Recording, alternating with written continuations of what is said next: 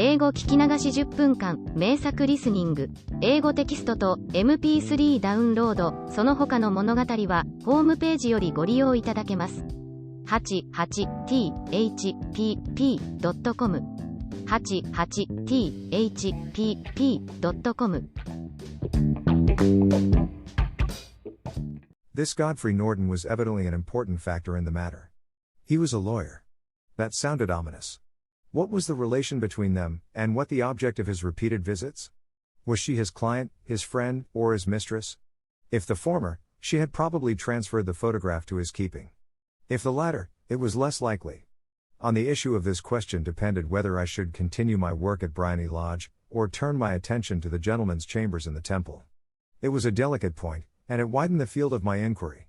I fear that I bore you with these details, but I have to let you see my little difficulties, if you are to understand the situation. I am following you closely, I answered. I was still balancing the matter in my mind when a hansom cab drove up to Bryony Lodge, and a gentleman sprang out. He was a remarkably handsome man, dark, aquiline, and mustached, evidently the man of whom I had heard. He appeared to be in a great hurry, shouted to the cabman to wait, and brushed past the maid who opened the door with the air of a man who was thoroughly at home. He was in the house about half an hour, and I could catch glimpses of him in the windows of the sitting room, pacing up and down, talking excitedly, and waving his arms. Of her I could see nothing. Presently he emerged, looking even more flurried than before. As he stepped up to the cab, he pulled a gold watch from his pocket and looked at it earnestly. "Drive like the devil," he shouted, "first to Gross and Hankey's in Regent Street, and then to the Church of St. Monica in the Edgware Road. Half a guinea if you do it in 20 minutes.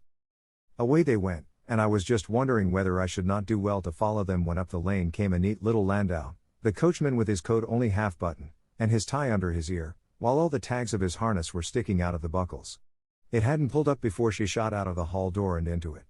I only caught a glimpse of her at the moment, but she was a lovely woman, with a face that a man might die for. "The Church of St. Monica, John," she cried, "and half a sovereign if you reach it in 20 minutes. This was quite too good to lose, Watson." I was just balancing whether I should run for it, or whether I should perch behind her landau when a cab came through the street. The driver looked twice at such a shabby fare, but I jumped in before he could object. "The Church of St. Monica," said I, "and half a sovereign if you reach it in 20 minutes. It was 25 minutes to 12, and of course it was clear enough what was in the wind. My cabby drove fast. I don't think I ever drove faster, but the others were there before us. The cab and the landau with their steaming horses were in front of the door when I arrived. I paid the man and hurried into the church. There was not a soul there save the two whom I had followed and a surpliced clergyman, who seemed to be expostulating with them. They were all three standing in a knot in front of the altar. I lounged up the side aisle like any other idler who has dropped into a church. Suddenly, to my surprise, the three at the altar faced round to me, and Godfrey Norton came running as hard as he could towards me. "Thank God," he cried. "You'll do. Come. Come." "What then?" I asked. "Come, man, come, only 3 minutes, or it won't be legal." I was half dragged up to the altar, and before I knew where I was I found myself mumbling responses which were whispered in my ear, and vouching for things of which I knew nothing, and generally assisting in the secure tying up of Irene Adler, spinster, to Godfrey Norton, bachelor. It was all done in an instant, and there was the gentleman thanking me on the one side and the lady on the other, while the clergyman beamed on me in front.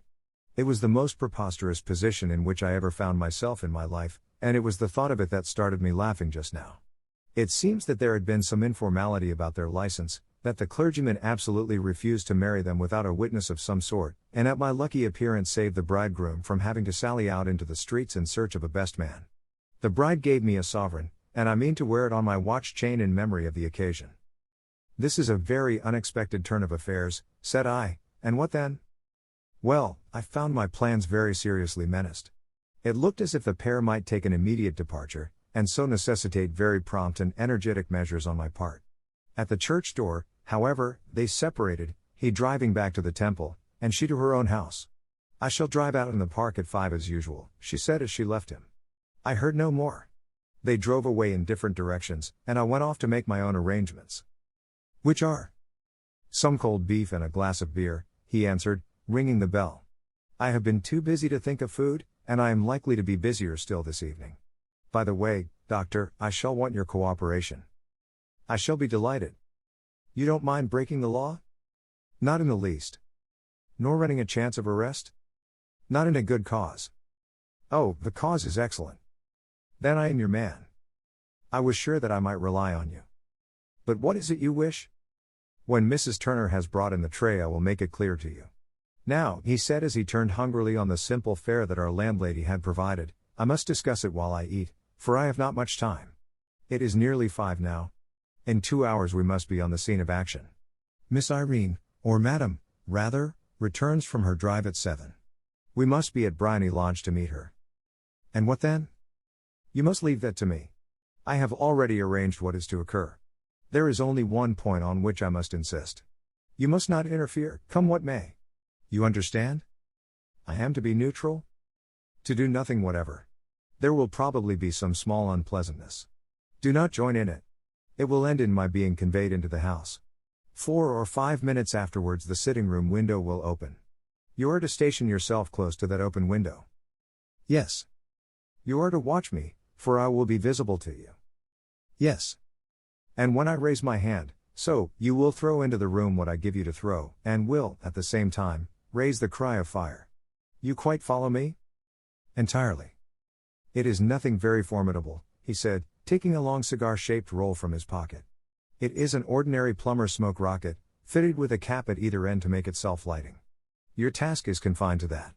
When you raise your cry of fire, it will be taken up by quite a number of people. You may then walk to the end of the street, and I will rejoin you in 10 minutes. I hope that I have made myself clear. I am to remain neutral, to get near the window, to watch you, and at the signal to throw in this object, then to raise the cry of fire, and to wait you at the corner of the street. Precisely. Then you may entirely rely on me. That is excellent. I think, perhaps, it is almost time that I prepare for the new role I have to play. He disappeared into his bedroom and returned in a few minutes in the character of an amiable and simple-minded nonconformist clergyman. His broad black hat, his baggy trousers, his white tie, his sympathetic smile, and general look of peering and benevolent curiosity were such as Mr. John Hare alone could have equaled. It was not merely that Holmes changed his costume. His expression, his manner, his very soul seemed to vary with every fresh part that he assumed. The stage lost a fine actor, even as science lost an acute reasoner, when he became a specialist in crime. It was 6:15 when we left Baker Street, and it still wanted 10 minutes to the hour when we found ourselves in Serpentine Avenue.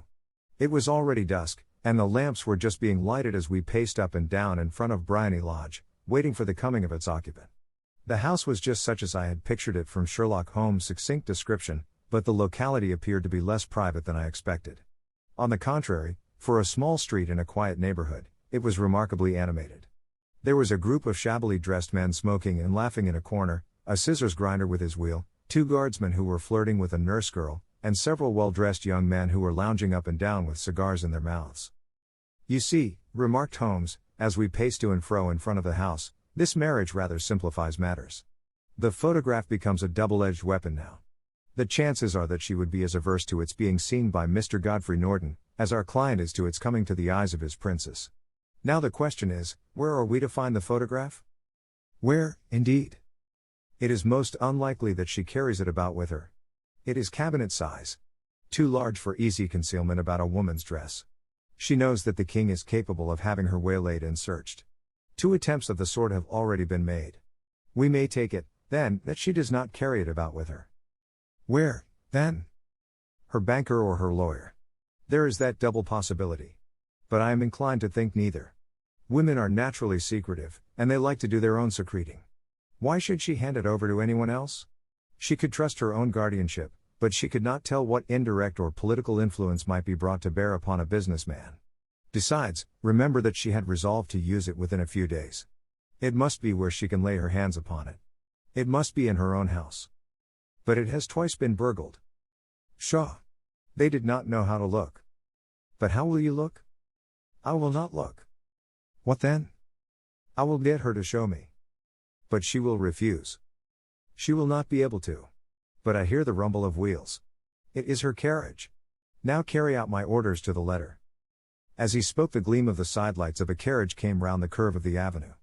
It was a smart little landau which rattled up to the door of Bryony Lodge. As it pulled up, one of the loafing men at the corner dashed forward to open the door in the hope of earning a copper, but was elbowed away by another loafer, who had rushed up with the same intention. A fierce quarrel broke out, which was increased by the two guardsmen, who took sides with one of the loungers, and by the scissors grinder, who was equally hot upon the other side. A blow was struck, and in an instant the lady, who had stepped from her carriage, was the center of a little knot of flushed and struggling men, who struck savagely at each other with their fists and sticks.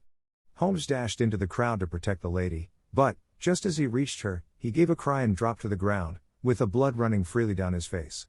At his fall the guardsmen took to their heels in one direction and the loungers in the other, while a number of better-dressed people, who had watched the scuffle without taking part in it, crowded in to help the lady and to attend to the injured man. Irene Adler, as I will still call her, had hurried up the steps, but she stood at the top with her superb figure outlined against the lights of the hall, looking back into the street. "Is the poor gentleman much hurt?" she asked. "He is dead," cried several voices. No, there's life in him," shouted another. "But he'll be gone before you can get him to hospital." "He's a brave fellow," said a woman. "They would have had the lady's purse and watch if it hadn't been for him. They were a gang, and a rough one, too. Ah, he's breathing now. He can't lie in the street. May we bring him in, marm?" "Surely. Bring him into the sitting room.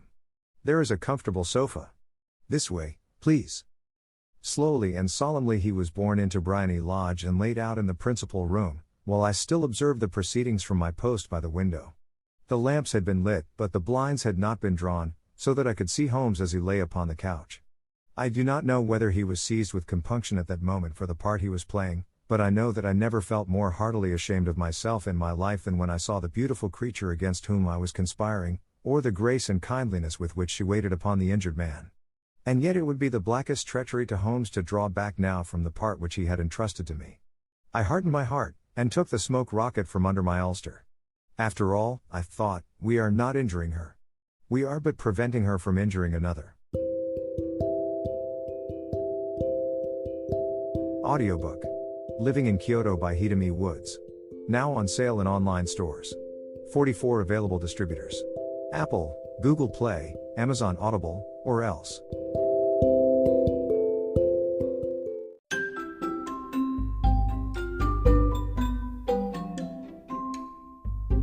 大好評。秀美ウッズがデザインしたとってもかわいいオリジナルグッズが手に入る。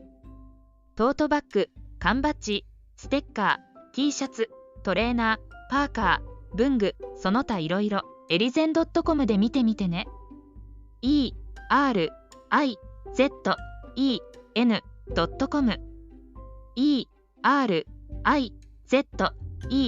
erizen.com エリゼン .com。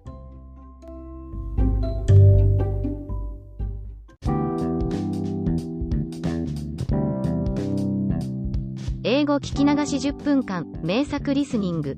英語テキストと MP3 ダウンロード、その他の物語はホームページよりご利用いただけます。88thpp.com 88thpp.com